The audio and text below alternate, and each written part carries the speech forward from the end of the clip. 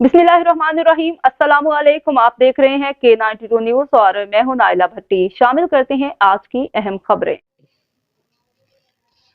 Nazimabad police ने खुफिया इत्तला पर 2 मुख्तलिफ कार्रवाइयों के दौरान स्ट्रीट क्राइम में मुलविस मुलजिम समेत गुटखा मावा फरोश मुलजिम गिरफ्तार कर लिया।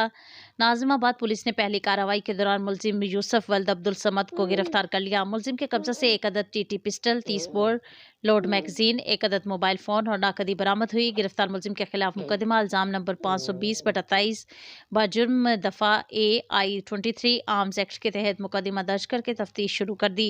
दूसरी कार्रवाई के दौरान गुटखा मावा फिरोशी में मुलविस मुलजिम मोहम्मद आसिफ वल्द मोहम्मद अब्बास को गिरफ्तार कर लिया। मुलजिम के कब्जे से 15 बोरियां छालिया वजनी 165 किलो, 1 अदद मोबाइल फोन और नाकदी बरामद हुई। गिरफ्तार मुलजिम आसिफ के खिलाफ मुकदमा इल्जाम नंबर 522/2023 गुटखा मावा एक्ट के तहत दर्ज करके तफ्तीश शुरू कर दी है। तर्जुमान डिस्ट्रिक्ट सेंट्रल पुलिस।